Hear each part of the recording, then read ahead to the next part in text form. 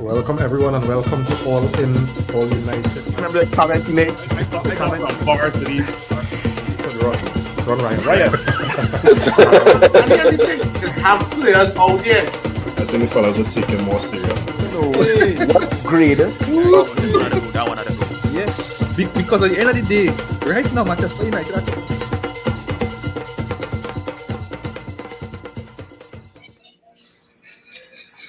Welcome, fellas. Welcome everyone and welcome to All In, All United. Brian M. Monaldo. Right, Phil. And JP on the inside, fellas. It's good to be back. I know you all met last Saturday, and I mean I was disappointed that I wasn't able to be here. After that hiatus that I think was much needed. We needed that break from Man United earlier. That last season was I prefer not talk about that, right? But I mean, with every new season, is new hope and belief. I mean, I'm not too sure how that applies to us, I guess Cunha and Mbumo, must kind of give us something to look forward to, and well, preseason, Ambrim getting more time on the training pitch. And now we're 3 weeks into preseason, and our second practice run out, this time against West Ham, But before that, how are they going, fellas? Phil, JP, what are saying, fellas?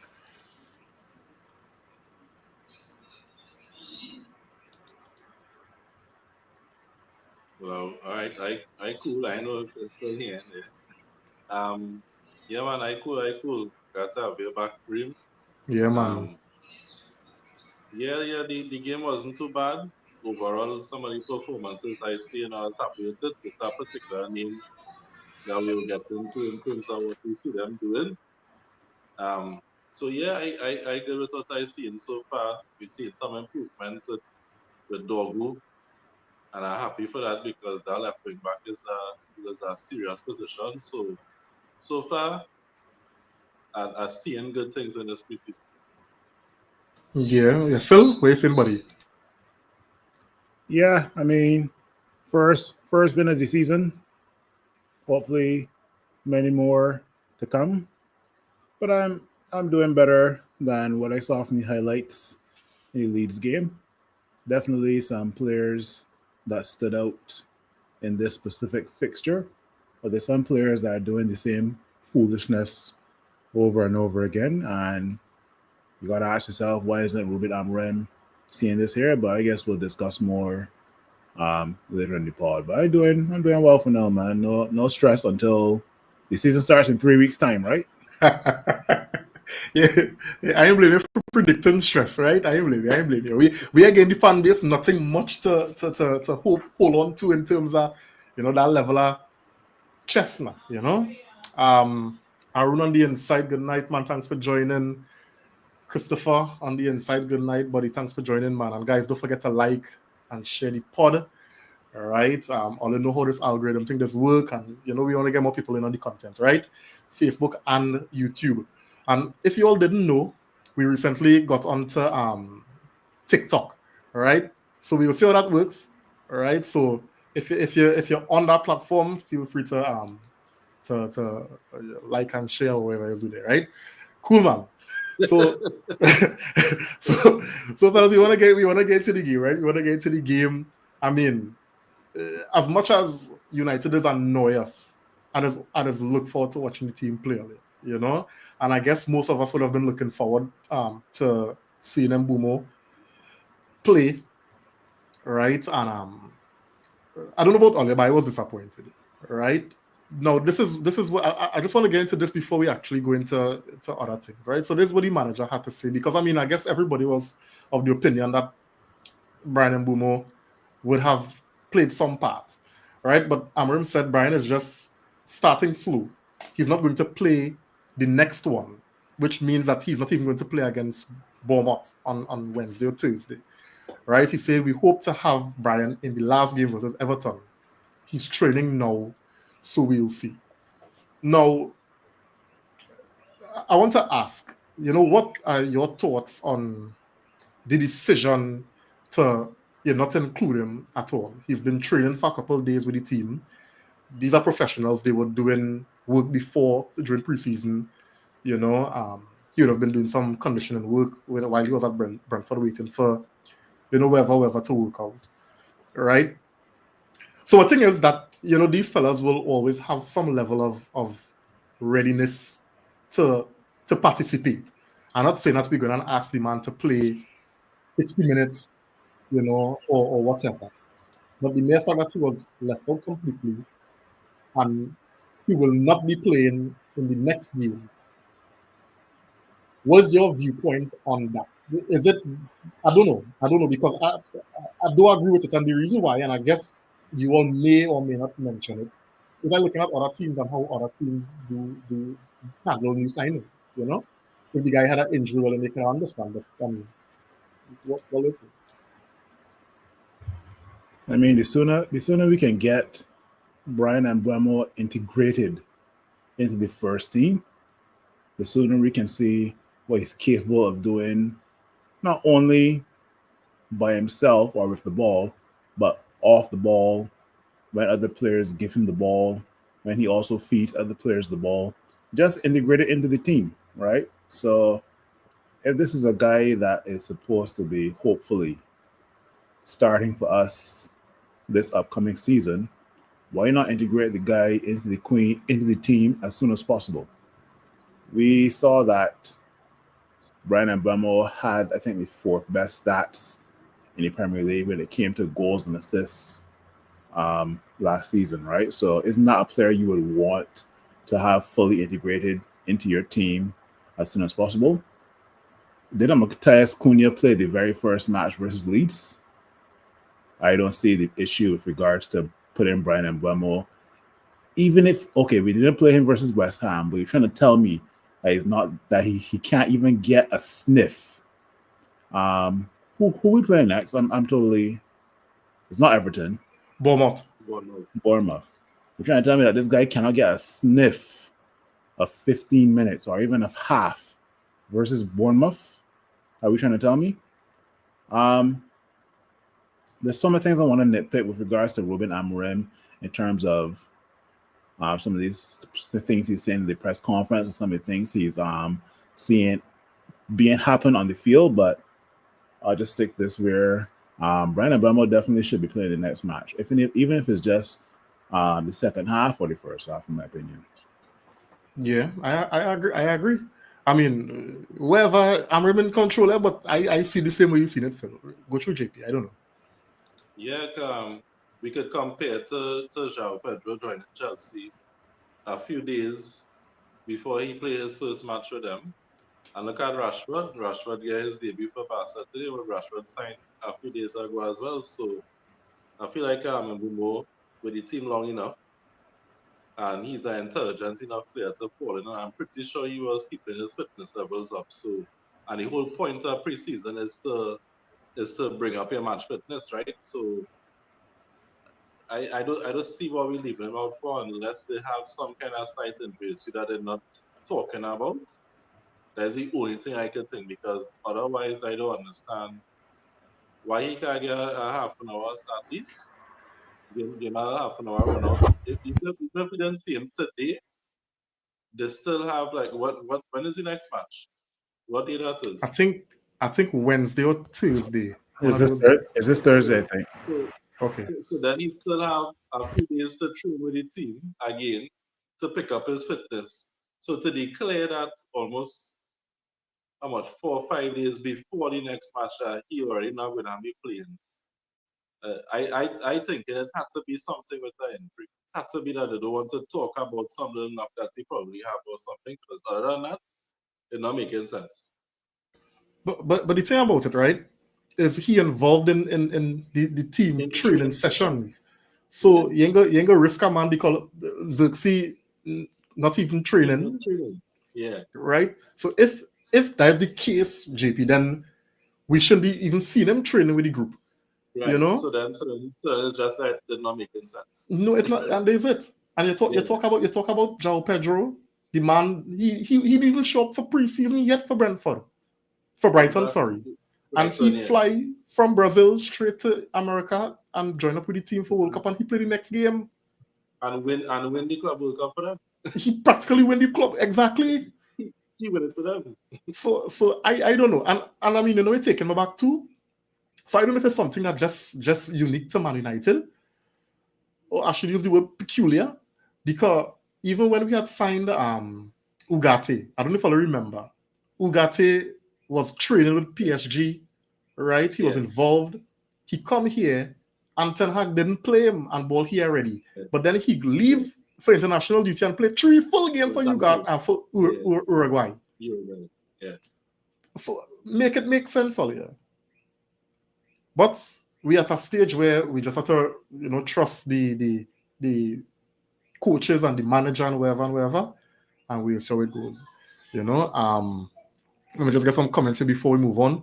Arun saying here, attendance for our regular basic preseason match still attracted more than the Club World Cup final. When you're big, you're large. Yeah, Man United will always. Yeah. I tell you, I see Liverpool spend some kind of money on their players, and that attention is not the same as what they're trying to do with Mbeumo and Cunha. No. Richard on the inside, thanks for joining, man. He's saying we are Manchester United, expect the unexpected. Yeah, Davian as well on the inside, thanks for joining, buddy. Blessed night to you. So, fellas, let me get into the game. A positive result. We beat West Ham, I think, convincingly. So give me your thoughts on the game now.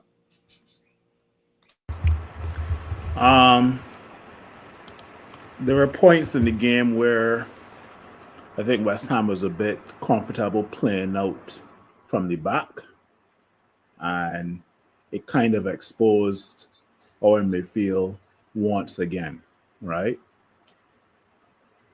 I can see to some extent what Ruben Amorim is trying to implement.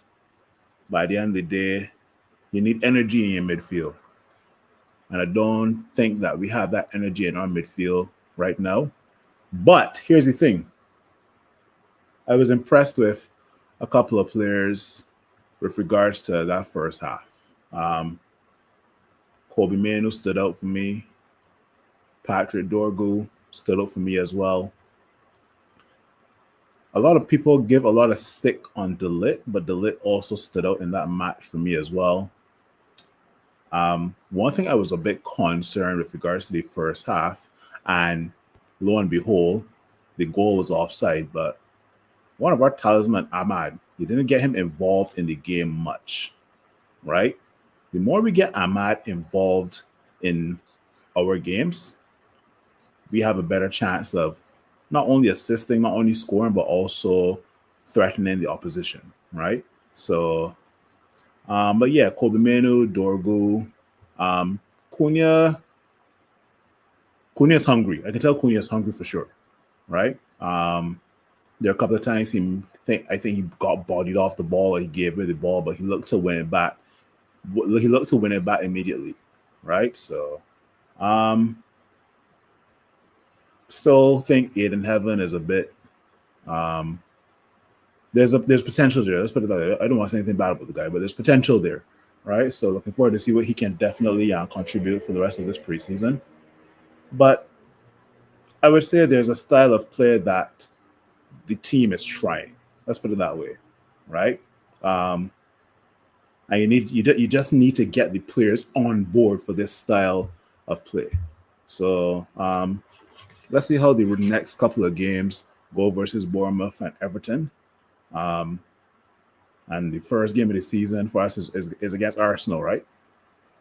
Yeah. Boy. Curtain opener, boy. Anyway, that was just me. Yeah, JP? Yeah, I'll continue with Phil there.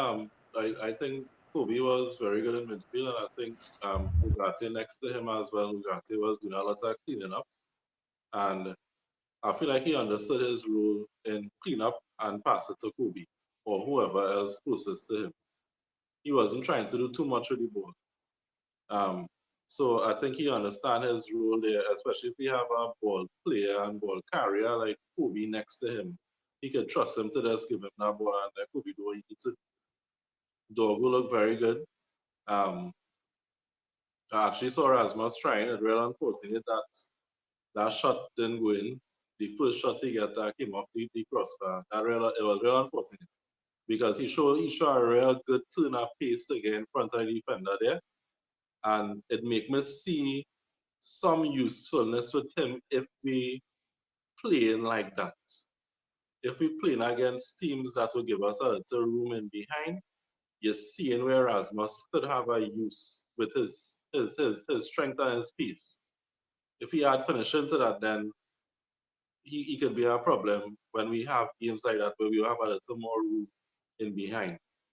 I think also we have to learn to play both sides of the field because as Phil mentioned, we weren't really getting Ahmad involved. And Ahmad is the kind of player that you had to get him involved in the game. You had to give him the ball and let something happen. But I feel that will more happen when we have Mbumo on the team because with him and Cunha, you have options on either side. And when you're trying to get them, you have to get the ball to the wing back before it gets to them sometimes. So I feel it will happen eventually. My concern with the team is where Bruno playing. I think there's a major question because so far we're seeing Ahmad is a wing back. He's not experimental, he's not pushing Ahmad any 10. He's not saying, well, I don't have a boomer yet. I will play Ahmad as a 10 in the meantime. Ahmad playing the wing back. He did it against Leeds, he played there today again, right? Kobe playing in midfield. Kobe and play 10. Kobe playing in midfield. So we see where he want to play Kobe, where he want to play Bruno. Because when Bruno come in the team and you have Cunha, where he going to play Bruno? Is it that he just going to drop him back and Kobe had to sit down now? Or Bruno sitting down? What I think we have a bit of a Bruno conundrum on the team right now. Because Bruno have to, if Bruno had to be in the team, he have to be able to play in that role in a very disciplined way next to a Ugarte or something. Because he not displacing either of the 10s in the team right now. So I think that one, if it's anything that I kind of concerned about going forward for the season, is where Bruno playing. And I saw something today too that can make my little concern. Cunha had a pass. He was to the top of the box, top left of the box, and it had some players inside the box that are pretty sure he could have made the pass to. And he went safer to Bruno. He made the pass to Bruno, and I was like, oh Lord, I hope I'm not seeing this pass to Bruno thing again this season.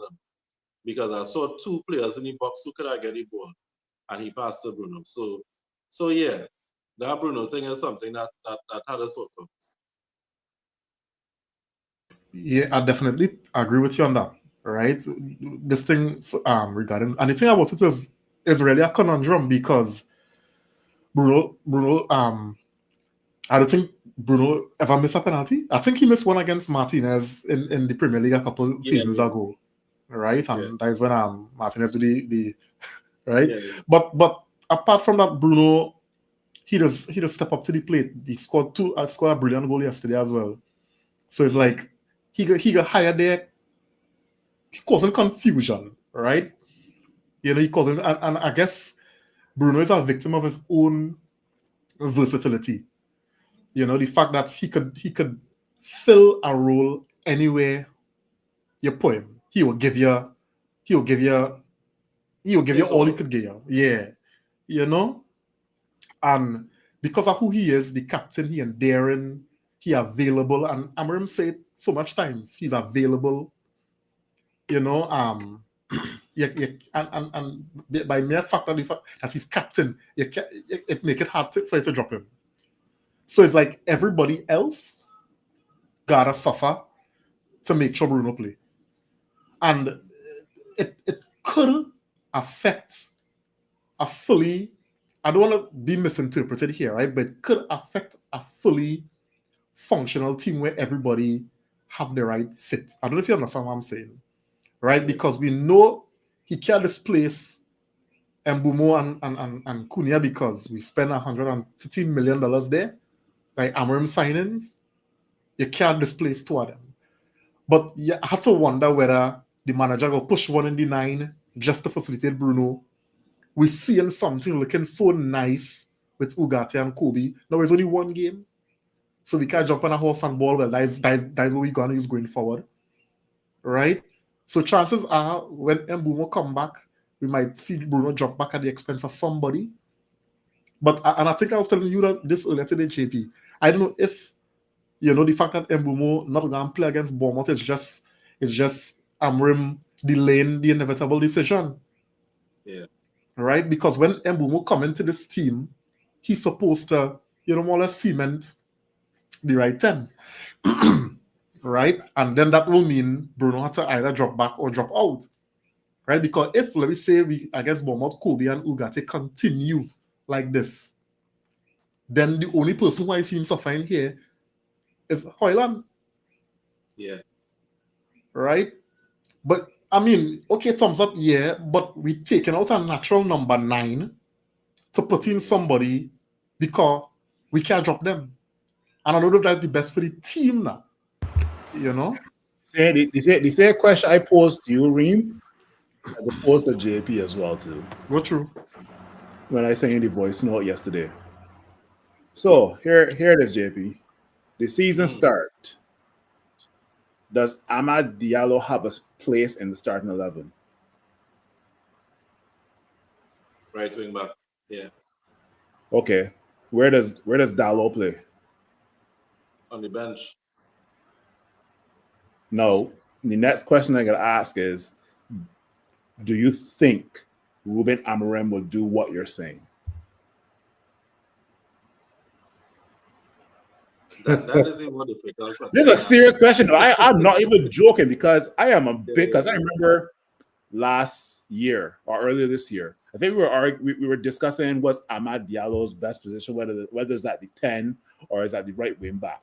Now, I think, and maybe my mind has slightly changed, but I think personally, Amad Diallo is more effective when he has space, which means at the right wing back, that's when he would be better, right?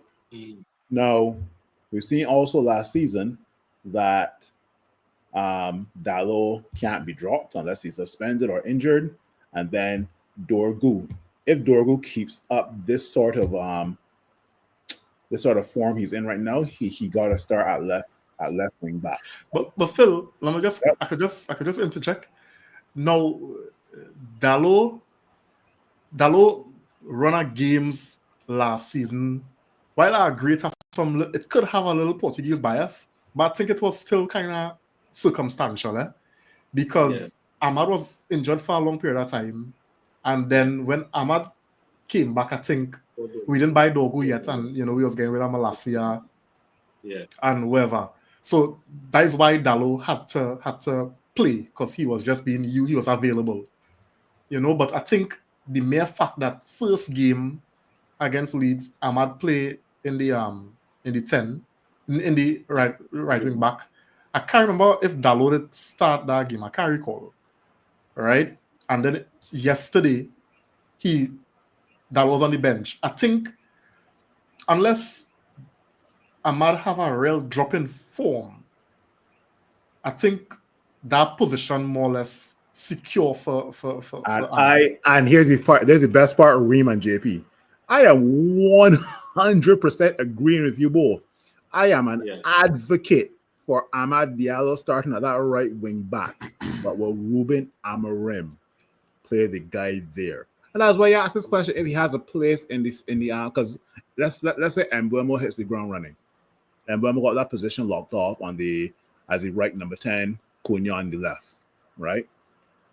But Diallo, we've seen Diallo start almost all the games for Manchester United last season, right? Until he was injured. He only got injured for maybe 3 games, But Ahmad Diallo, when he was fit, he played at the number 10 position. And he did well. Don't get me wrong, right? But Brian Mbuemo is who was it? I don't know if it was you, Reem, or if I saw on somebody else's social media.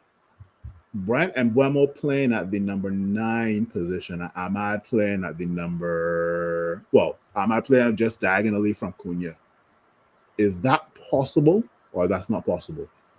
No, I mean it could work. It's so much different things, you're able to do with the squad, and that's the beauty of it. But if you want to play, your best players in the strongest positions, then Dalo had to play back up. That's just how I see it. Right? I think like for the first game, I'll be honest with you, I feel like we could see Dalo starting against Arsenal. And for the fact that he's more defensive, so he might play Dorgu on the left, giving Dorgu more freedom to go forward and ask Dalo to stay back at him. I could see that happening in the first game because it's Arsenal.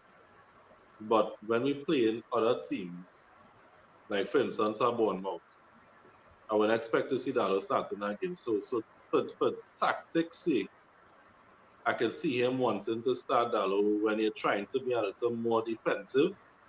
That's the only thing I could see. But JP, I find even yesterday, positionally and even getting stuck in, Amaro was doing a good job. Now my issue, so here is my only issue with Ahmad in the right wing back. That a figure could work against him and kind of push Dalo there. Is how long? Can still find we taking very, very long when we trying to build the ball out to the back. And anytime Ahmad have to use his back to receive the ball, he receives the ball with his back toward the opponent goal. Because of his size, the defenders, kind of getting a little more physical and kind of beating him on that. So he finds himself having to go back more than go forward.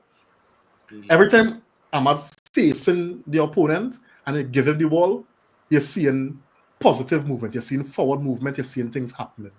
Far too often yesterday in the earlier part of the first half, Ahmad kept receiving the ball with his back to goal, with his back toward the opponent, and he always have to be going back or he getting pushed down or he getting physically handled.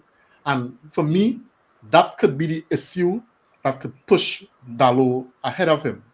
But if we could build the ball out of the back faster and have Ahmad receiving the ball where he's facing the opposition, then I think we'll be fine. So it's all I do for me with the way we just build out the ball from the back to help our players. Yeah? Phil, that answer your question? I mean, I think Ahmad is physical enough. Like I wasn't a big fan of Ahmad when he signed for us, Like he'd be sending him on loan to Sunderland and Rangers. My God, that definitely did a great job. No, the guy is is physical. Like Ahmad definitely is one of the players I look forward to watching at Manchester United, not because of his skill, but also because he's physical. And what I like about Ahmad Diallo is that he gets back and he knows how to defend. You guys don't know how much I don't like Diallo at right back. I don't like this guy at right wing back. Oh my gosh. And here's the thing. Ahmad physical. Dorgu is starting to find his footing and may it long continue. Dorgu impressed me so much yesterday, Physicality, speed, the guy's ball control is there. And I'm like, I really, really hope that Ruben Amorim can see this. Right? I'm not playing Luke Shaw. Jesus Christ, boy.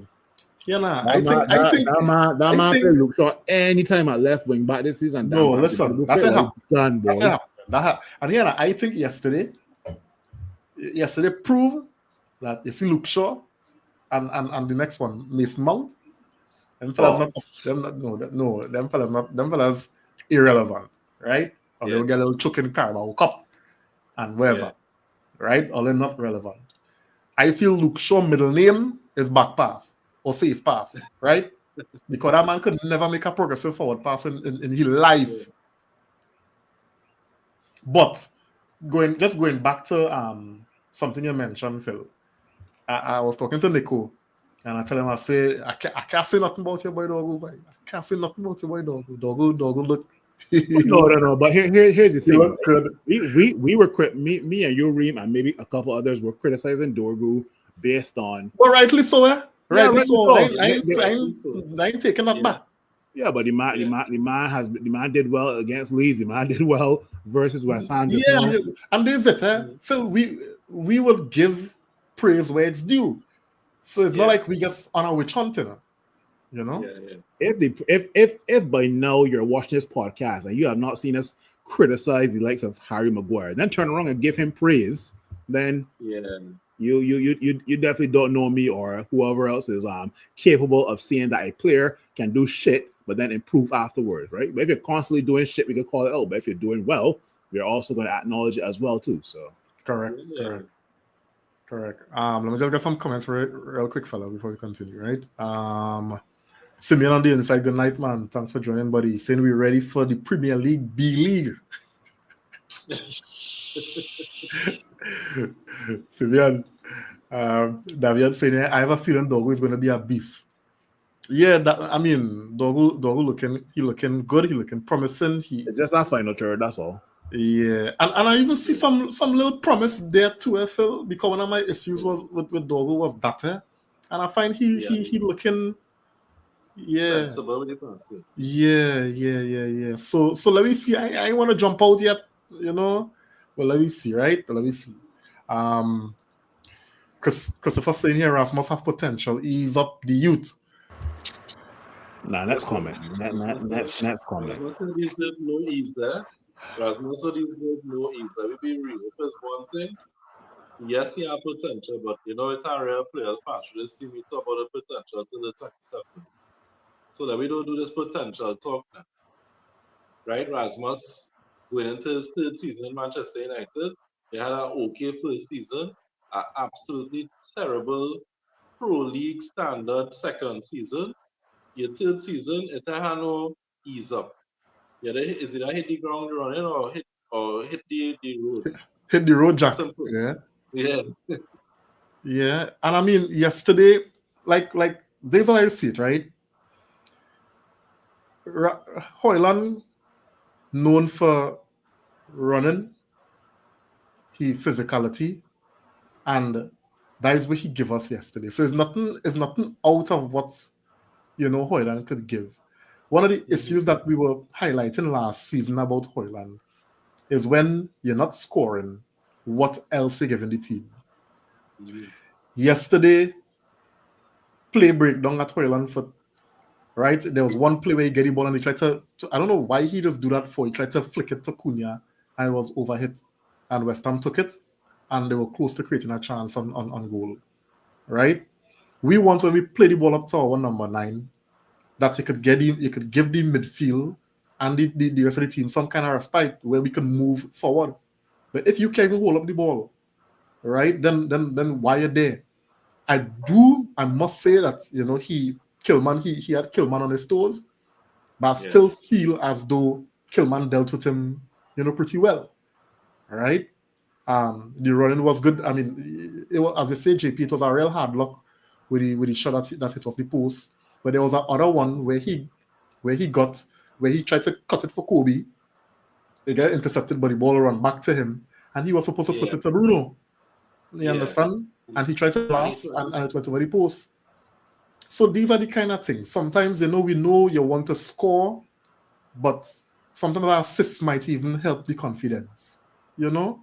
So I looking at other things than running channels and fighting with men. I looking at more than that, because when the ball at your feet, that is what matters most.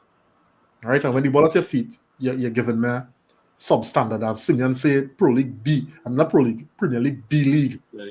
Yeah. That the kind of quality again, man, and that's not good enough. Right? So as you say, JP, it's no ease up thing here. There's a third season, we want to see some stuff. Right? Yeah. And the fact that man always fit, that man win some lotto, something he win it. Jesus Christ. Davian saying here, we need options. We need to remember Kobe is still young. We don't want to be depending on Kobe to start week in, week out, though he's a major talent. That's a good point. No. But the thing is, right? The thing is, No. we don't say that about Pedri. We don't say that No. about we don't say that about Yamal. You can say that about That's what I'm Lamar. You saying. can say about Pedri.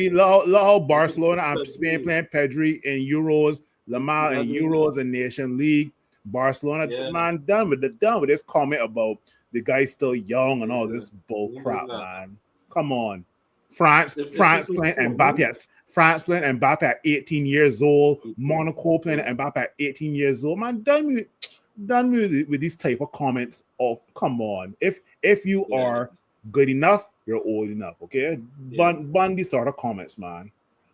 It's good to rotate. I'm not saying no, you had to rotate your players, but if Kobe giving us the output, you can't say, well, he's young and we rest him and just for no reason. If we get any output from him, play him. That's the most important thing. If you're getting what you're looking for, where you rotating him for. How long Arsenal playing Bukayo Saka now? Come on. Yeah. And you see them, they have a 15-year-old. What's that? 15-year-old. Max Dellman, yeah. Well, I barely posted that on my story today where I had and I know what I was doing, and I got the comments in my DMs for it where it was Aiden Heaven and Chido Obi in a Man United jersey. They said I can't wait for Max Dellman to link up with these guys in the future. The idiots fall for him. Oh my god! But what an Arsenal fans get. But you real about it. I remember watching them against our under 18s in the FA Youth Cup, and that youth man was terrorizing the whole team. Boy, they couldn't stop him, and he's 15, eh? Yeah, boy. Different, boy. Different. Even Miles Lewis Skelly at 17, at 18 years old, getting a start for Arsenal, batting up Man City, batting up Real Madrid. Come on, guys. This whole thing about he's too young and this and that. Davion, I think they're quiet here, right? So let me hear your response to that, right? Jude Bellingham getting a start at Dortmund at 16 and 7. Come on, man. He was 16. Man should get retired as a 16-year-old in Birmingham. Yeah. Davion saying here, Bruno just need to stay put and do his job. Sometimes he don't need to try to do everyone's job. Trust your teammates. And I think Amrim mentioned this in the post match. He said he need Bruno to be a little more disciplined, right? Yeah. Because we're trying to do everybody else's job. He's not doing his job, and it's creating a problem in the team, Yeah. Jerome Foster on the inside. What's up, fellas? Thanks for joining, buddy. Yeah. Dalo, boy, the Bruno of the right wing back. I could see why he could make that comparison, but Portuguese. Well said. He's saying here, if we have a strong right centre back, then we can bench Dalo eventually. But the games he will play, as Ahmad isn't a great defender. What? I don't know how much better of a defender Dalo is than Ahmad. I'd be honest with you. Dalo is a big defender. Correct me if I'm wrong. Let me ask Jerome. What can he's just probably a naturally a defensive player, but I think Ahmad is doing a good job. Yeah, does a good job. Yeah. What can Dalo do that Ahmad can't do? That's the question that I asked Jerome. Yeah. Dion Cameron on the inside. Dion, good. Thanks for joining. Good night to you. All right, she's saying here, not a bad showing. Like in Cunha, Rasmus look okay. Kobe and Ugarte as well. Nice to start the tour with a win. Exactly, yeah. And there were a lot of positives, positive takeaways from the game yesterday, and we'll get into that, guys. All right. Jerome said here, Dalo isn't great either, but he is a defender by trade. Shrugs, right? Most coaches will pick him for defensive duties over Ahmad. Also, sure done, right? At least we agree on that one, about sure. Right? Kobe looking better than last year, promising combination with Ugarte. Yeah, I mean, we've seen it. I want to see it again against Bournemouth. I don't want Amram to go and change up nothing.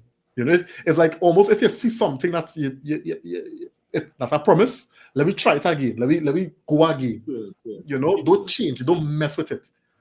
Yeah. And I think Amram had an issue with Amram with that last season. I don't know if fellas remember. Yes. Nice. Simeon saying here, Ahmad being an outlet, even with his back to goal, better than most outlets, better ball security than most. The good decision making, crossing and finishing under microscope. Yeah. Jerome saying here, Dogo settling, right? 6 months in. You can see, right? Alex Sunat, thanks for joining, man. Good night to you, buddy. All right, Jerome saying here, 1 game a week, Kobe will manage less games than last year for everyone.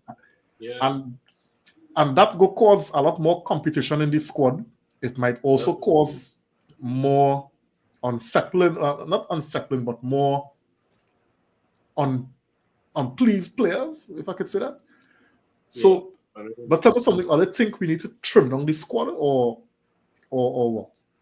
The squad will get trimmed down with the sales of certain players, so that's good trimming enough for me. So, but no, what I'm saying is the players that had to leave, the trimming that that I'm referring to is with who currently being used.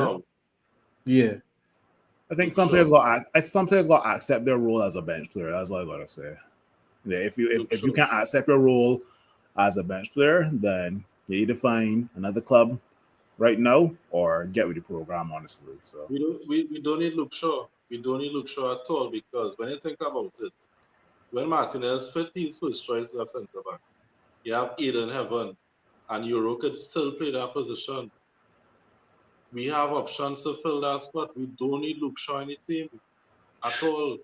And I think JP, I think that was a message that was sent yesterday, because you had Luke Shaw, right? Who you call in the post-match, the pre-match, you call Luke Shaw a world-class player. Yeah. You know, but you didn't start him. You start Heaven.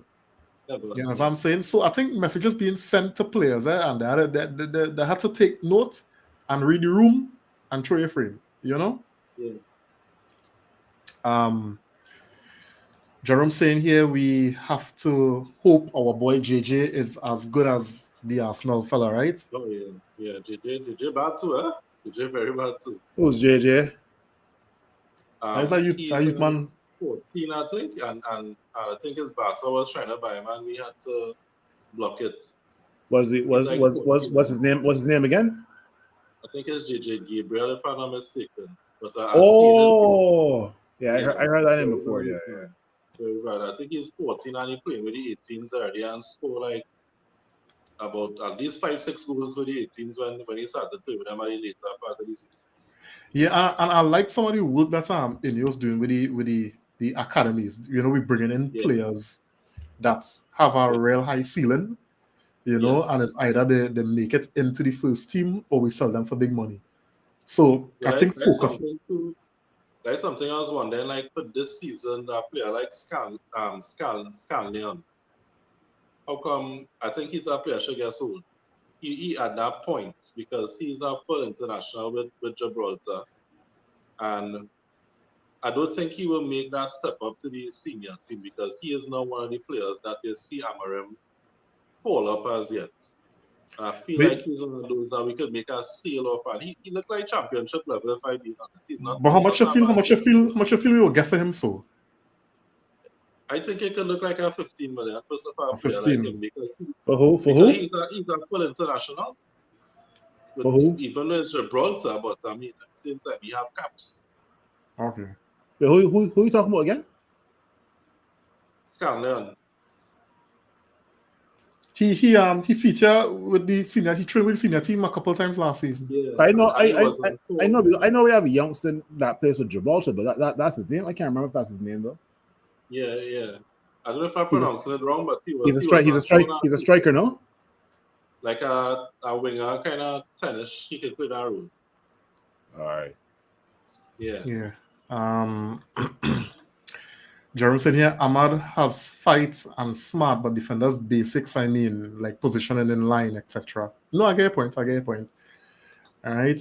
My thing with Ahmad, with having Ahmad, is, when you have the awareness, the defensive awareness, but your instinct and quality is going forward. You will have your man thinking about what he has to do defensively as well, rather than just playing a defender and having him only focus on attacking, if you understand what I'm saying. So it's about giving the opposition defenders something to think about. Because if Ahmad go past here, it's quality, right? And I know somebody mentioned it. For the earlier part of the first half, it was annoying to me why it is we was overloading the left-hand side and Ahmad was there being ignored. And as we started to play the ball on his side, you were seeing quality, you were seeing opening, score offside goal. I mean, I find that margin was real close. I was wondering where VAR was, Yeah. But when you get Ahmad involved in the game, it's a different dynamic. You're bringing to the fore. And I think taking Ahmad out of that team to play defender, we shoot himself in the foot. I think playing 5 defenders is giving the opponent too much respect, especially when this is how you want to play. You want to have wing backs attacking. All right? Yeah. So let me see. Alex saying here we need to get sales for some players, then send others on loan. Yeah. I think that's where we at right now. That's why we can't, based on what we're hearing, that's why we can't bring in nobody else, because we need to get players out the door. All right. Jerome saying here we ain't sure if Martinez returning as a player after those injuries, but I agree Shaw needs to go. Martinez apparently going to miss the first 3 games of the season. Martinez is normally take a little while before he catch back that kind of form. So that was saying we have Euro, we are heaven. So I think we're safe. I'm not rushing Martinez to come back. Let Martinez take his time and come back. But once Shaw is not who Martinez cover is, right? Simeon saying here the accumulation of 10 of number is questionable with no striker, but let me play some games and see. Right? I think the fact that Xerxes not available is a big hit. Just want to do with Rasmus, right? JJ Gabriel is the guy name, right?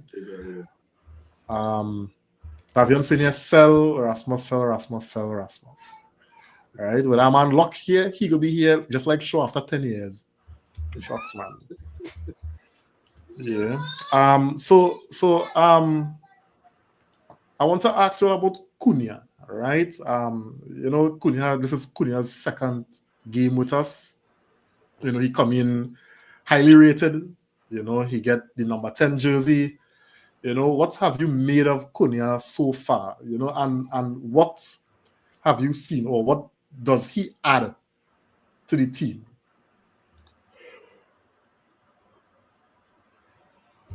What I like is that we finally have somebody on the left side who has a brain. Let's put it that way. And I can manifest it, but we'll finally have somebody on the right side who also have a brain. So by that I mean we finally have 2 players coming from the left or the right that can take on opposition defenses, right? Cunha, from what I've seen so far, he's hungry, the skill is there, and it will take him a few games to get adjusted, right? I think once him and our midfield start working well together, then I definitely can see Cunha doing wonders for us, right? But for your wingers to thrive, you need a disciplined midfield, right? So, and I think this is probably the reason why some of our strikers, like, that's a graveyard position for us, right? Where in the past, the midfield wasn't disciplined enough, or the whole entire team wasn't disciplined enough, and the striker only receiving the ball after like 20 minutes or getting one shot on target in the first half. So I think with the likes of Cunha and Mbeumo, but let's stick to Cunha for now. With regards to Cunha,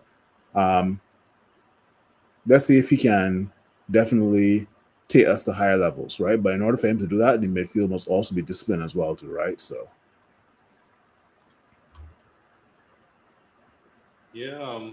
So far, he directs. I like that he's a direct player. He receives any ball, he looking to turn.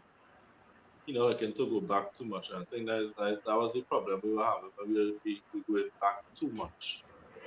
We know what Cunha give. We know he's a direct player. He will run at you. He will take shots. He have that belief in himself, and just listening to him talk to when they ask him about the pressure.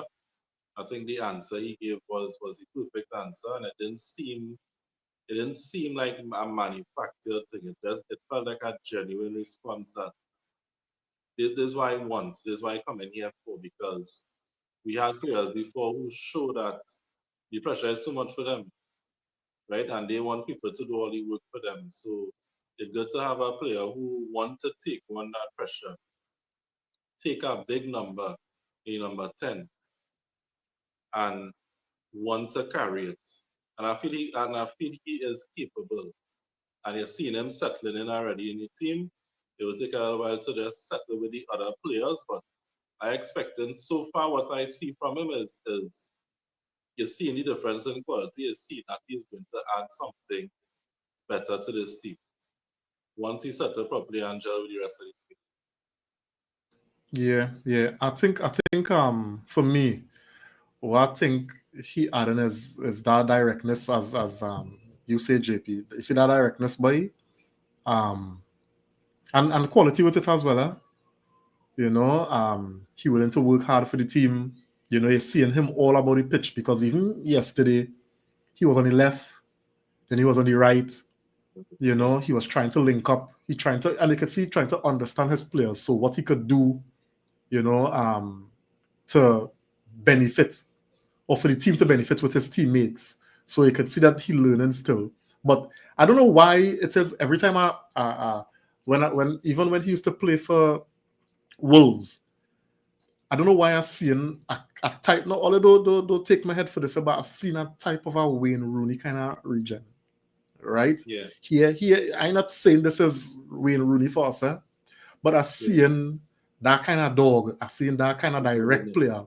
I seen Yeah. that kind of player that want to take on his shoulder and carry the team, you know.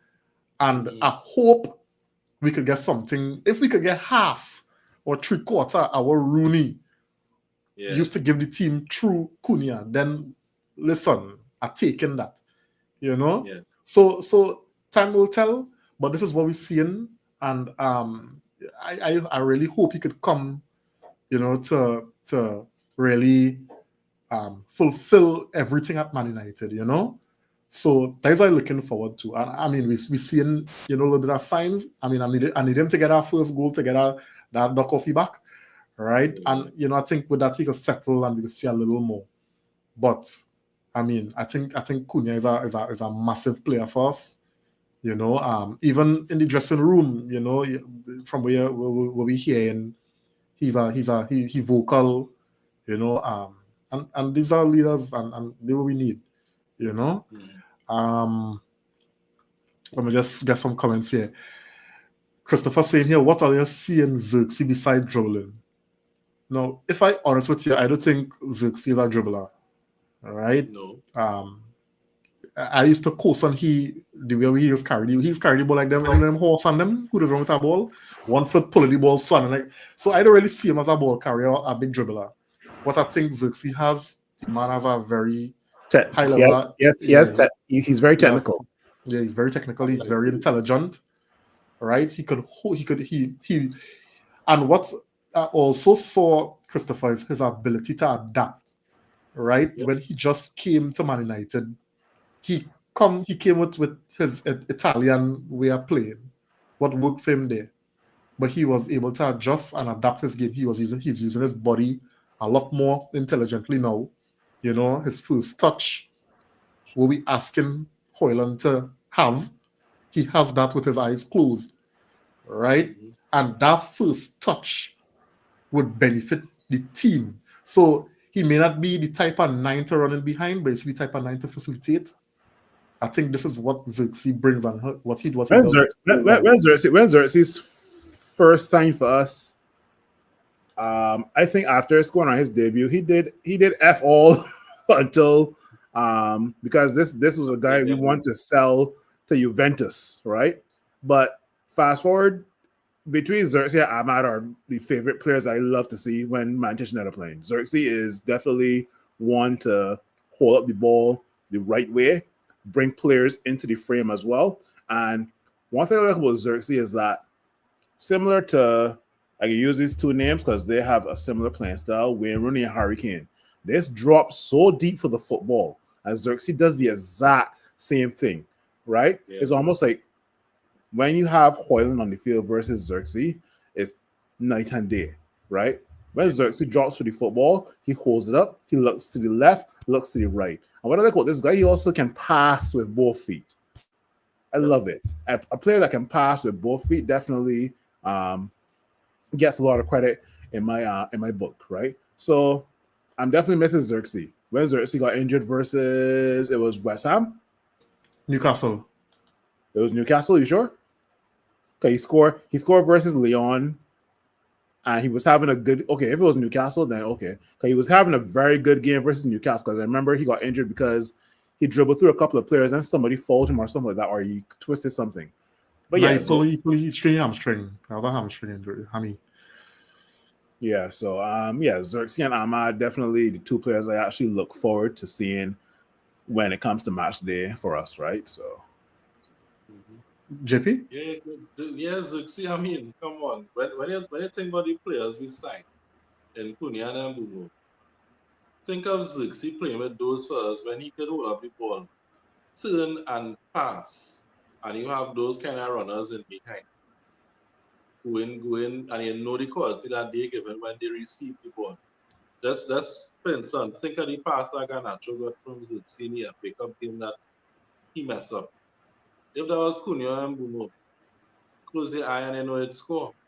And that was from Xerxes coming deep as Phil says, and collecting the ball and doing something with it. So you see, people underestimate that whole of player to a striker because when you play that ball into the striker feet and the team setting to go forward, when the striker lose the ball, disrupt the whole pattern of play and you have to fall back quick enough. So the ability of a striker to hold up that ball when the team setting up into the attacking transition. If you hold it up properly and make the right pass, that's starting the whole play. That's the whole build up to the team attack, and Xerxes definitely has that over as Maswellan. And I don't know, I don't know what you saw Christopher in terms of seeing dribbling with Xerxes. I think that was probably one of his worst qualities, if I'm being honest, because other than that, his hold up play, using his body, the link up play that he was displaying, all that to me is qualities that I was seeing in books. Yeah. So Chris, I hope that answers your question. Feel free to rebut. Jerome saying here, Cunha have that dog in him, fight for everything, and Bumo's supposed to be the same way, liking that. Yeah, I think these two signings are supposed to be, transformational for the team. Well, let's see, right? Davion saying a lot more than what Rasmus offers. So I think that's Christopher. Thank you. Yeah. And I remember a lot of people, were criticizing Xerxes, and the man is a testament because a lot of the fan base turn and want Xerxes in starting lineups now, so that should come for something, right? Yeah. Alex saying here his ball carrying skills is what we've been lacking. Right? Yeah. Jerome saying here, man can pass, one touch to control, shield the ball, and has vision. Only thing he lacks is a hard shot in the box. I think this is Xerxes talking about here, right? Likes to place, but needs to develop a power shot. That's correct. Christopher saying here, I know as Trinidad we put beats on the pedestal, but I don't see a goal scorer. So I'll let me know what he brings. And you're right, that's one of the and I mean we have been, we admitted that he's not a goal scorer. He had to work on finishing, he had to work on shooting, right? But if he's a facilitator, Chris, then we have other players who could benefit. You know, and it's something I've always been saying. I do think, you know, all right, I'm gonna put it like this way, like this, right? I am not of the belief of this one striker, this number 9 in your team that's scoring 1,000,000,000,000 goals. I believe in a game where anybody on the field could score, right? So we played in such a way where anybody could score a goal rather than one person scoring 100 goals. I got mention something. I got mention something here right now. Sorry to interject. Let me talk about France, where France won a World Cup with Giroud up top. How many goals Giroud scored? 0 goals, but he facilitated all the play. Correct. And even sticking with France, but with the French league, right? One of the biggest decisions that Luis Enrique did was to get rid of Kylian Mbappe. But he mentioned that I'd rather have at least 5 or 6 players contributing 12 goals at least than one player who can score all the goals. Lo and behold, Kvaratskhelia, Vitinha, Dembele, Doué, and these guys just scoring goals for PSG, and lo and behold, champions of Europe. But and then too, even further to that, remember City, it became so easy to mark Haaland out of games. Yeah. And City was struggling to score. Yeah. And look now, they play with Mamouche. Right? Become Mamouche a little more dynamic. Right? So Listen, I mean, people don't realize something. Football is a evolving game, right? And the target man that people have to realize that target man number 9 is a dead position. Your striker has to be more dynamic now. And that is why you're seeing people like Visa to move from being a winger to being a prolific striker, because them fellas have a different aspect to the game where they're dropping deeper again, but they're making it runs behind. So they're not waiting for somebody to find them as the target man. They get involved in the game. So the striker, that position is something that changed. So Rasmus had to realize that, because he is part of a dying breed right now. That target man who just you had to find him.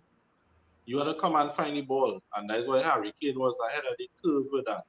Correct. In terms of what JP, you gotta watch Mateta.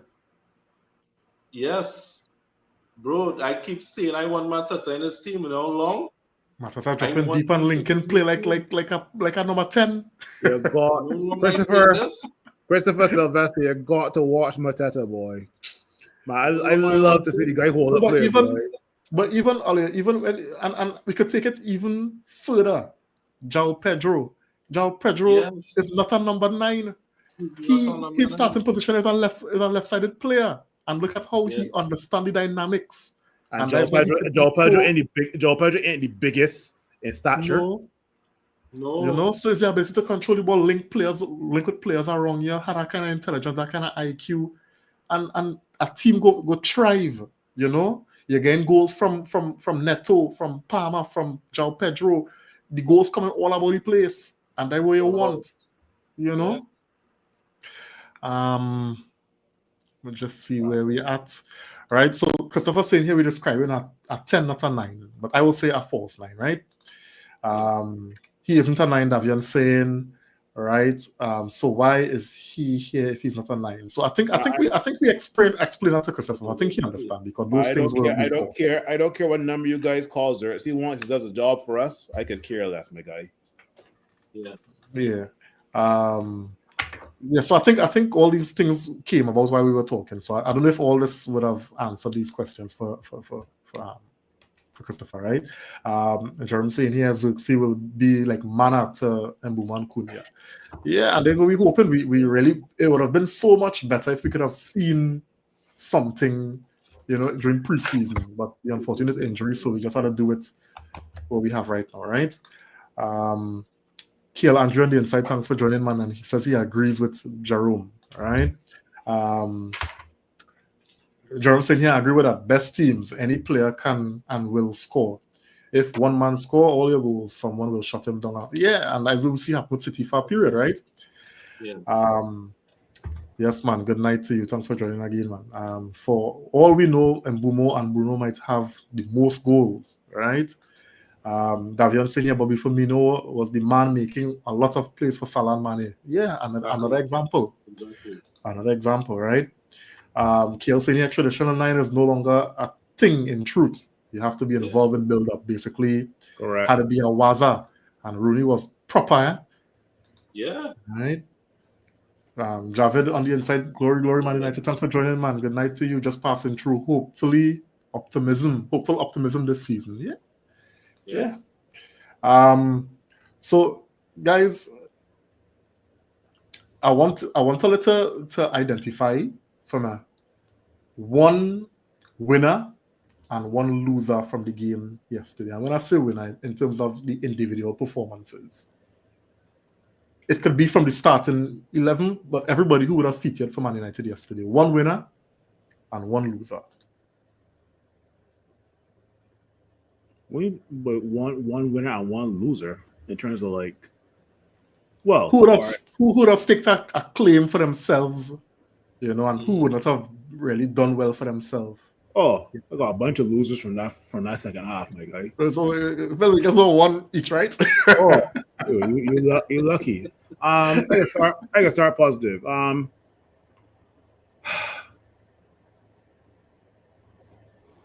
I can mention this guy's name because others will probably mention the other guy I'm thinking about, but I gotta say Kobe Manu, right?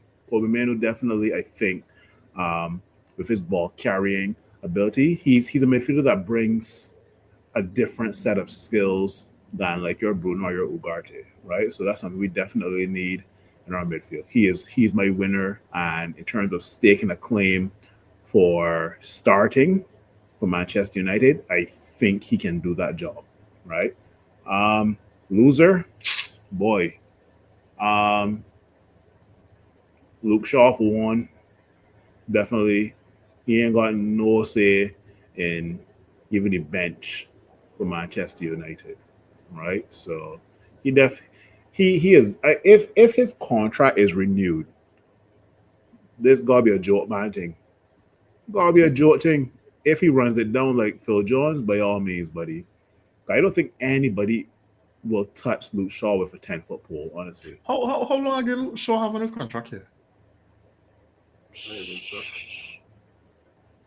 Boy, if I don't let me know now, how long again Luke Shaw have a contract? How long again we had to deal with this player? I hate to search the internet for stupid shit, Boy. Luke Shaw contract. Luke Shaw has a contract that extends until June 2027. Jesus Christ, boy. Wait, like 2 more years? 2 years. He signed a 4-year contract with the club in April 2023. Guys, with Oli? No. Ten Hag? Yeah. He signed a renewal with Ten Hag? The new deal replaced his previous contract, which was due to expire in 2024. Boy. Hey, imagine a man be going already now, boy. All right, people. So 2027 of June. All right, JP, what are you saying? I honestly I didn't look past, based on advice, I didn't look past the 66 minutes. So I can only talk about a winner, and that would be, I want to go with Dorgu. I'll say Dorgu because we a few of us would have given him heavy criticism last season, and we're not sure if he would have been the player that we wanted to see. And I feel like he take a step up and work on some things in this off season, and we're seeing improvement there because we really need him as that player on that left hand side to step up first. So yeah, Dorgu is my winner, and whoever else is the loser from the 66 minutes, go on.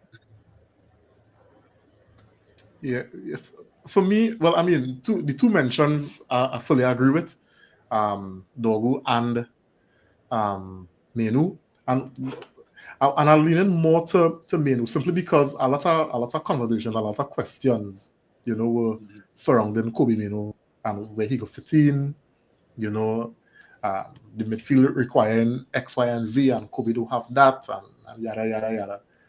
Right? And what we saw yesterday from Kobe Mino, even though it took him a little while to settle, right? But after that, it was like instinct, everything that he was doing, right? So Kobe for me, but with Kobe, Ugarte, right? Yeah. And I think it had to have a kind of partnership, a kind of understanding, a kind of chemistry. Something had to work with that two in there for us to see any kind of progress from that too. And from what we've seen so far, I don't want to jump out. So far, Kobe and Ugarte seem to have a nice little something, So for me, I agree that Kobe was mentioned, I agree that Dog was mentioned, but I also think that Ugarte would have won as well yesterday. So where Brian and Bubba will play? People left the game feeling positive about Kobe and Ugarte, right? Yeah. So yeah, they tell Amorim headache, brother. You cannot drop a 65 plus 5 plus $6 million signing, right? So yeah, what's going on? Let's see what Aaron could do. Right? Play Bruno the false 9.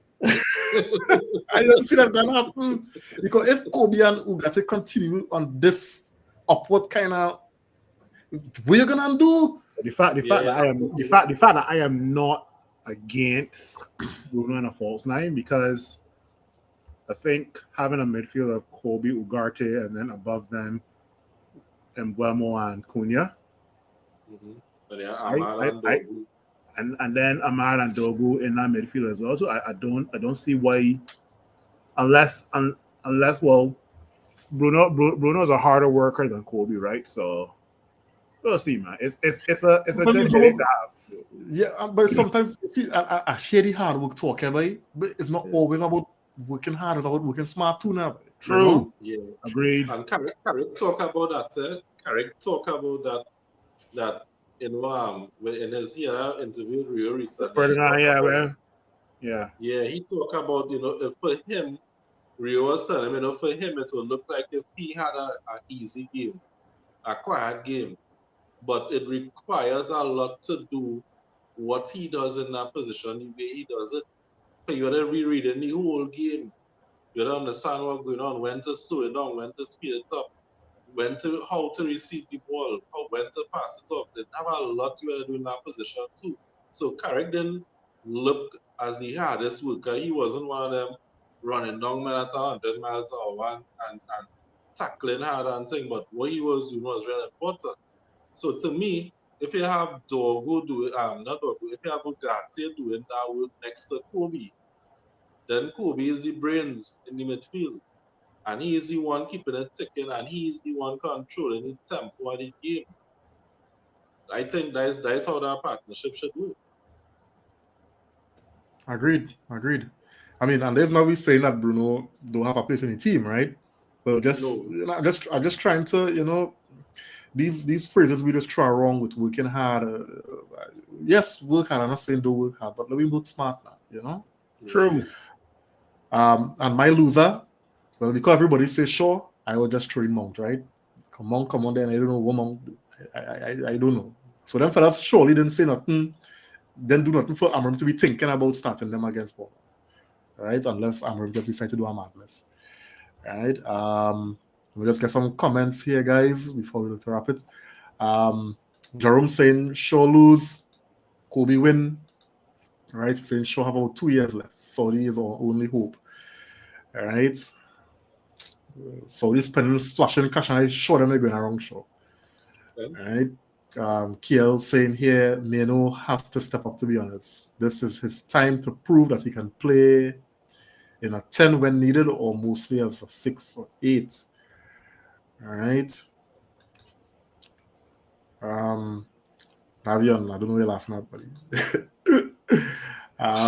Jerome say here, them last rounds of contract or that. I'm telling you, boy, crazy, like mad thing. Yeah, boy.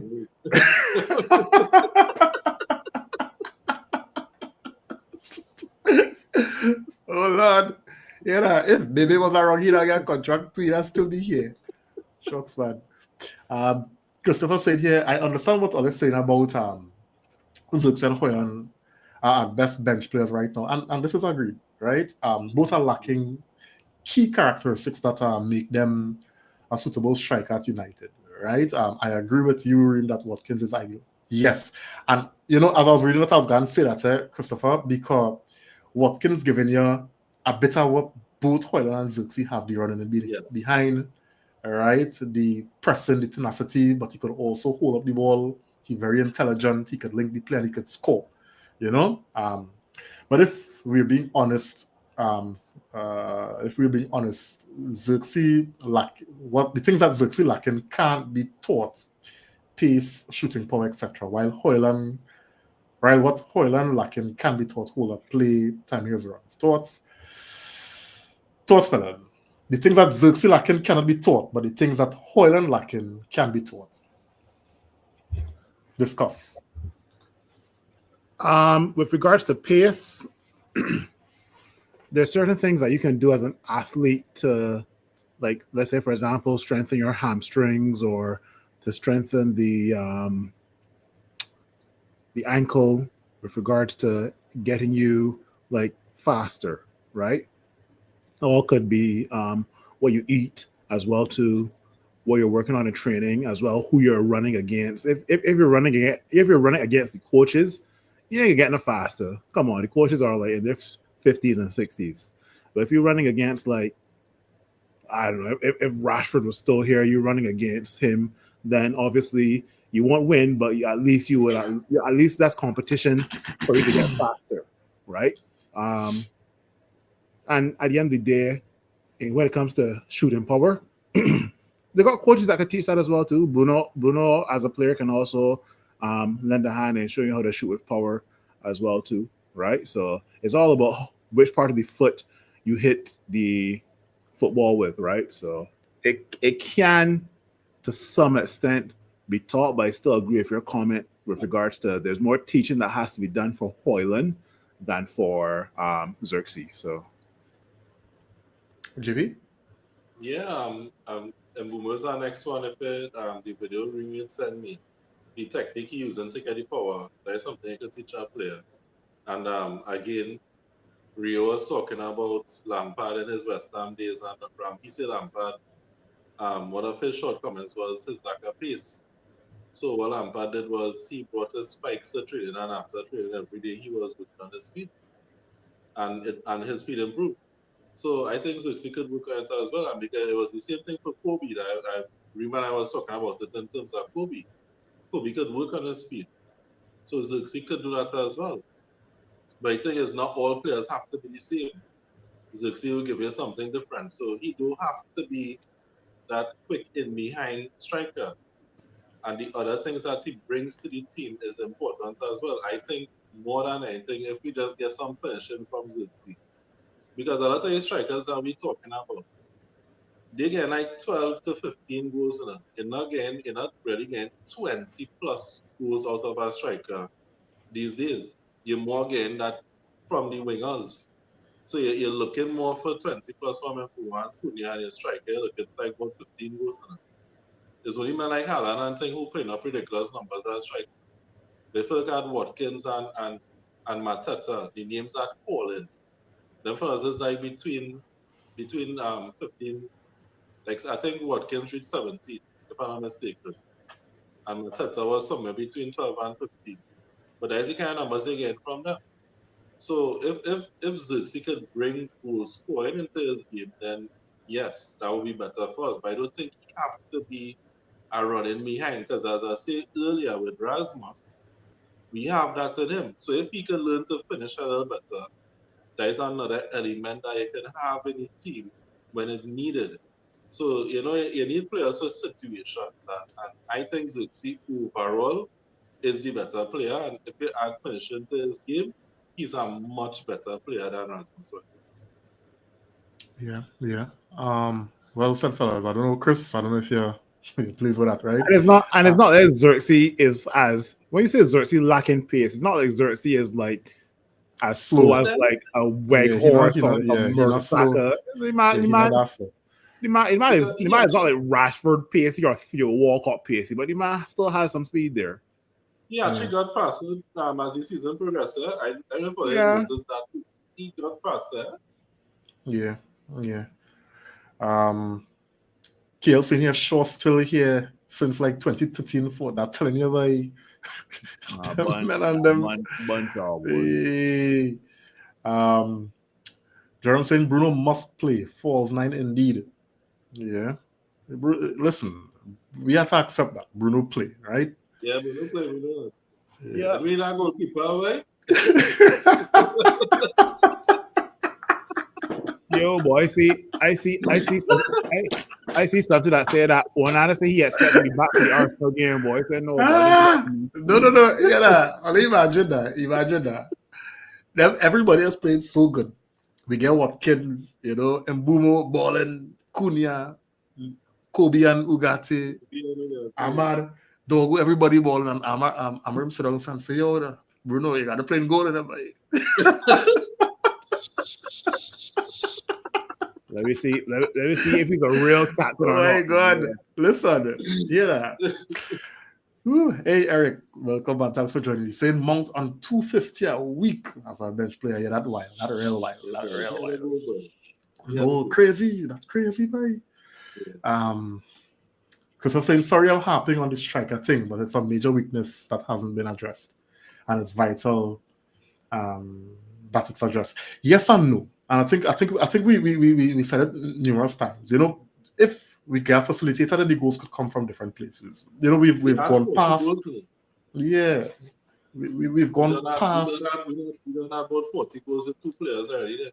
Correct, and then you add Amar, add Bruno. And Bruno. Yeah, so I think we should be fine. I'm not saying that I don't want a striker. I don't get me wrong, but I think once we play properly, we develop relationships and chemistry. We put the right players where they're supposed to be. We will score goals. Now shooting power can be taught and built up. No pace. And Bomo wasn't that deadly man in previous years. All right. Hoyland lacks certain natural ability, so he can never have the touch Xerxes have, and that's a fact. True.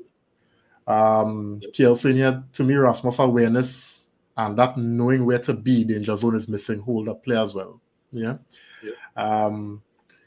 Change your mind. Xerxes can work on his pace too. Right.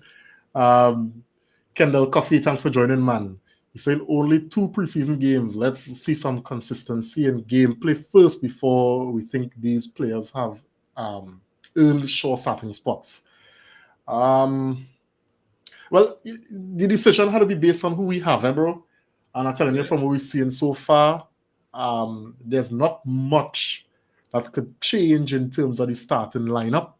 Bar Martinez, Mazwari, and who? Xerxes.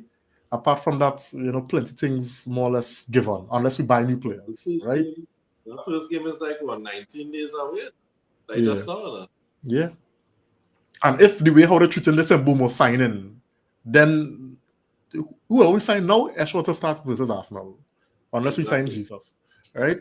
And I'm not talking about Gabriel Jesus from I talk about Jesus Christ, our Lord and Savior. No, I ain't talking about them, right? Jerome said here, Jay-Z improved his pace, especially from a dead start. I expect big things once he's fit. Yeah, I think that is what we I think that's what we all expecting, and he's showing things, man, right? KL saying here, and yes, we need a goalkeeper, please and thanks. Boy, Lord have mercy.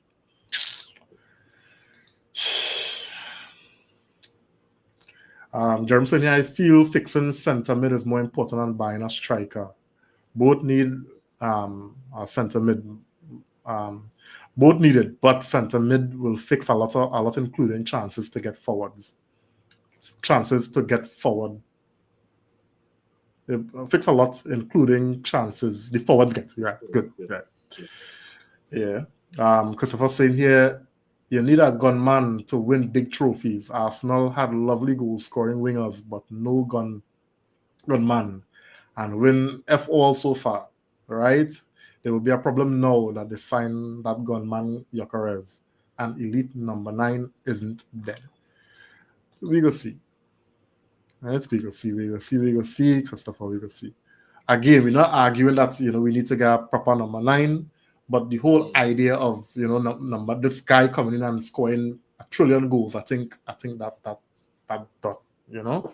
if we could get goals from all over the place, it'll be much better, because what will benefit your careers is the fact that Odegaard could score goals, Saka could score goals, Rice could score goals. You know what I'm saying? You see what I'm going with this, Chris? So I think that is where we're supposed to head, rather than trying to find this elite number 9. Let me get goal scorers all over the place. And JP make the mention, Cunha and then Momo bringing 40 goals on it. Right? Yeah. Jerome saying here, right now we're trying to get back top 4. Jerome, I'm on the keyboard. Right now we're trying to get back top 4. Right? Okay, I'm talking to Christopher here. Stages, right? Center midfield is more important than striker to get back to top 4, especially with the 10s that we get. Right? I think I get that good. Yeah. Yeah, MacBook, same problem, right? Don't see, bro. Don't see. So, fellas, let me get some closing thoughts, and we want to look forward to Bournemouth on Wednesday or Tuesday. I can't remember when we played them. Phil? I just saw a stat where Bournemouth have sold players worth about 150 million, but they haven't replaced them. Like your guy Dusan went to Real Madrid, Max Aaron's on loan, and a whole bunch of players that they sold, or they are no longer part of the first team, but they never got a chance to recruit any players in, right? So I guess we could kind of take advantage of that. But in terms of looking forward to Bournemouth, yeah, the same team that we fielded versus West Ham in the first half, by all means, field that same team as well. Because I think coming on to these last couple of games, it will give us some sort of idea of two things.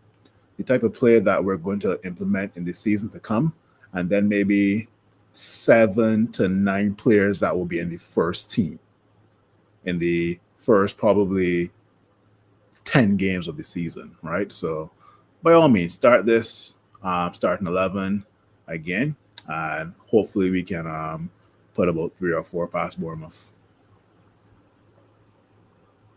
Yeah, I don't mind if it mix up a little bit, to kind of get the players used to playing together and being able to come around and keep the quality the same. Because that's what preseason is about, everybody trying to understand your role in the team, understand the system, so that whenever you come on and you have to play, you can do what you need to do. So that's why I open to see a little more of a mix in the game coming up. And just a little bit on transfers, as you mentioned, Brentford, Johan Bisa is a little unhappy, and he's not training. He's trying to stay away. Who you say? Let me reunite Bisa with Mbona. Yeah, a little 30 million and get that done. If Newcastle going for Sesko, then if Newcastle going for Sesko, we come out as well. Get Wisa. But this Wisa like any good?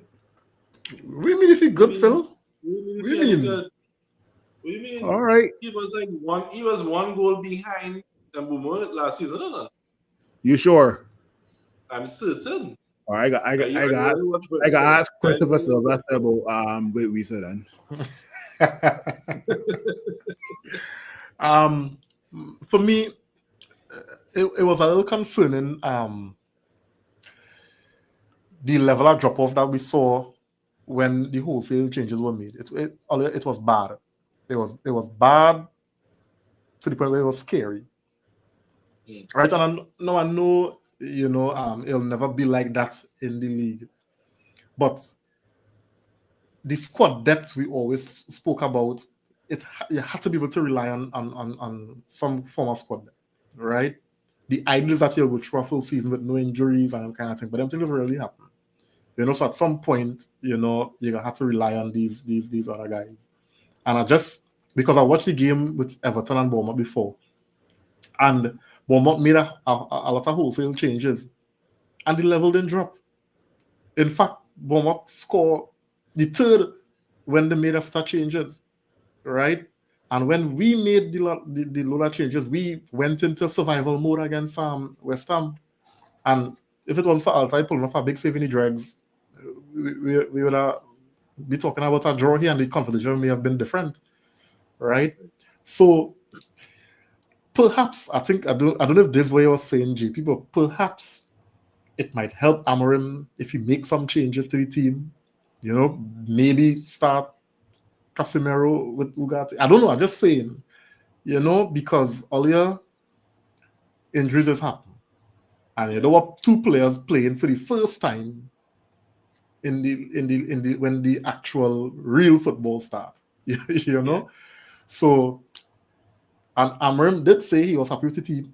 He players, and if we sign nobody, he happy. Can I tell my big stone? But anyway, we know he probably was just saying that for the media, But let me see how it goes, right? So I just looking to see more improvement, fellas. That is what I want to see, right?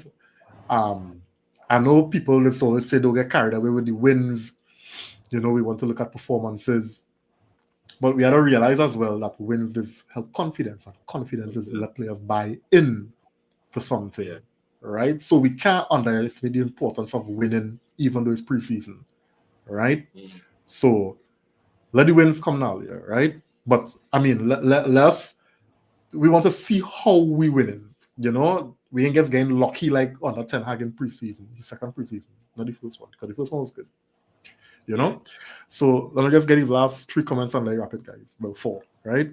Because I'm not saying here, all reading me wrong. I'm not saying a 9 is all that is needed. We need goals from everywhere, and we've adjusted with Bumo, Bruno, Cunha, Amada.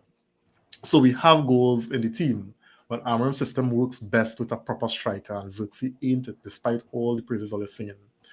Rasmus ain't it either. So let me not settle for mediocrity. Where we at right now, Christopher, all we're saying is Xerxes better. Like all. We are disagreeing with you either. Right? Because we took 2 of them ones. Yeah, right. Jerome said, we had too many youngster plus Shaw, Maguire, and Dalot. We had way too many young ones. Really good. We only played 1 game a week. But all right, but I'm watching, like other clubs now, bro. Arsenal, when they bring on the youngsters, them fellas looking proper, right? Why we can't string 2 passes on the youngsters on the pitch, Because saying here, so you're saying we need to score more, so we're not in danger of throwing away leads. Yeah. If we keep Onana, right? Yeah, we had to outscore teams. Right? Simeon said the striker issue, like the man say, we waiting for formation and patterns that has avoided us. Right? A good striker to take half chance is what we need. Right? And Christopher saying we need a gunman. All right. Well, here's the thing. City without Haaland was winning the league, City ain't had a gunman. City had men that were scoring goals from all over. Yaya Toure, Aguero, David Silva, Bernardo Silva, De Bruyne. Like back in the day, the real gunman people was probably say was Aguero, but Aguero was injured so much, and City still end up winning the Premier League. But bringing Haaland, has it really made a difference per se? Yes and no, right? So, but anyway, I get why you may say we need a gunman. And that's why people think Arsenal are the favourites to win the Premier League this season, but we'll see. Arsenal, Liverpool, they have what is his name? Ekatike, and they're looking at Isaac. Yeah. Lord, I ain't worried about that. Not worried about that. At the end of the day, the same 11 players got to show up on the pitch. So Yeah. I mean, I hoping, right? Let's just say, God forbid, for the sake of Christopher, right, who say we need a gunman, I just say, right, God forbid, if this is who we're going into the season with, my thing is, Amorim had to coach, right? Because I made the point earlier, Bournemouth lost Housen, Kirkes, this Zawarani fella, he close to PSG, do so to right? Real Madrid, yeah. Right. Let's trailer back too. Yeah, and those were important players, right? Yeah. And when you watch them play, yes, it's preseason, but when you watch them play, you're still seeing everybody knowing what they're supposed to do. Everybody playing with confidence, everybody playing with intelligence. They're playing how they're supposed to play. And they beat up Everton. Right? Yeah. It's not a big name on that team that they went and signed. So what I'm saying is if it comes down to the fact that, hey, this is what we have to go forward with, then I want to see good football. I want to see them fellas know what they're about, know what they're supposed to do it with conviction, and quality. And who knows, we might be here at the end of the season singing the praises of Amorim being an elite coach in all year. Yeah. You understand?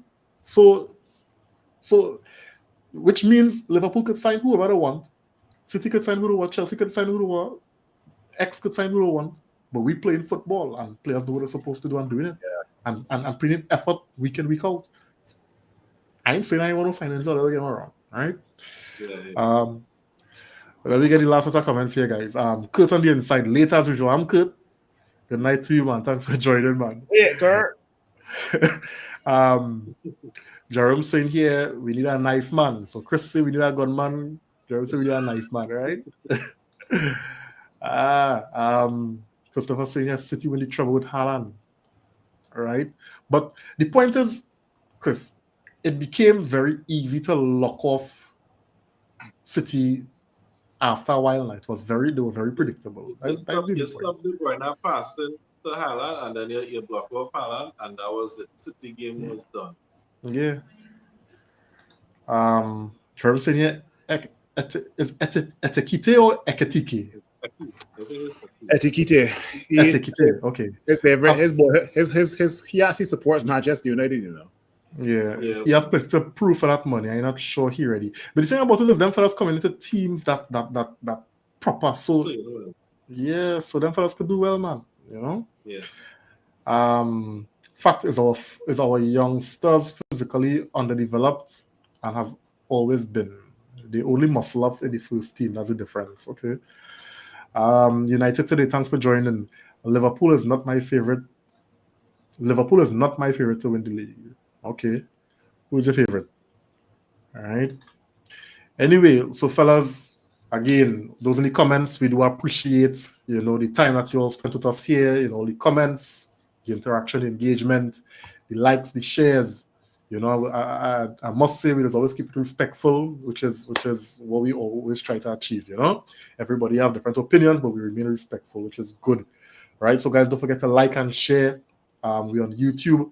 So if you're not there, you can go across and subscribe. And we're also on TikTok. So, go there and do some liking and thing as well, right? We do appreciate, the love, as always.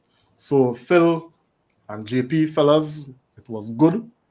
And we will be here again on Thursday to review the game against Bournemouth. All right? So we're looking for a good result. Have a good night, everyone, and see you on the next one.